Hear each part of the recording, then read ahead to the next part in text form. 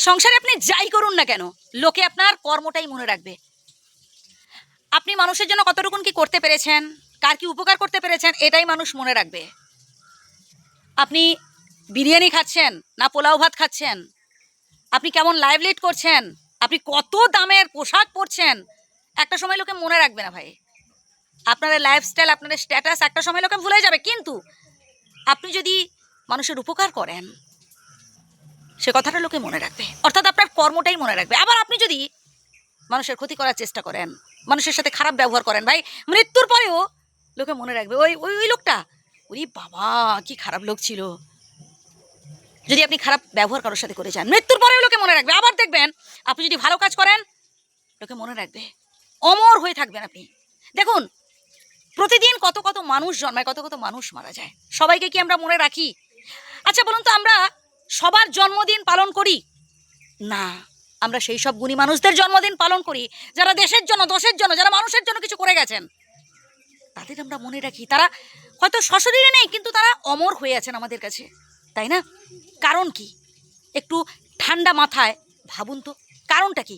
কারণ তারা আমাদের জন্য অনেক কিছু করে গেছেন, মানে বলে মুখে শেষ হবে না, তাই না? এই যে বললাম কিছুক্ষণ আগে, মানুষ মনে রাখবে আমাদের কর্ম, বুঝলেন? যদি ভালো কাজ করে যাই না, মৃত্যুর পরেও অমর হয়ে থাকবো। নিঃস্বার্থভাবে করতে হবে। ওই আমি তোমাকে 10টা টাকা আজ দিলাম, তুমি বিপদে পড়েছো, পরবর্তীকালে তুমি আমাকে সেই 10টা টাকা দিয়ে সাহায্য করবে, তাই না ভাই। কেউ বিপদে পড়েছে, নিঃস্বার্থভাবে সাহায্য করতে হবে। কোনো কিছু চাওয়া পাওয়া মনে রাখবেন না। যে দেখুন ভাই, চাওয়া পাওয়া তো সে বিজনেসের ক্ষেত্রে হয়, যে আমি 10 টাকা দিলাম, সেখান থেকে আমি কী লাভ পাবো। হ্যাঁ, তো কারোর জন্য যখন কিছু করবেন, একদম নিঃস্বার্থভাবে করার চেষ্টা করুন। ব্যাস, ভালোবাসুন। ভালোবাসাটা একদম হৃদয় থেকে যেন আসে। ওই লোক দেখানি ভালোবাসা অনেকে দেখায়, ওরকম করবেন না ভাই। এই সংসারে সবার চোখে ধুলো দেওয়া যায়, কিন্তু বিধাতার চোখে আপনি যদি কারোর উপকার করেন না, একটা সময় দেখবেন আপনি যখন বিপদে পড়বেন, কেউ না কেউ আপনাকে সাহায্য করবে। সে অজানা অচেনা লোক এসে আপনাকে সাহায্য করবে ভাই।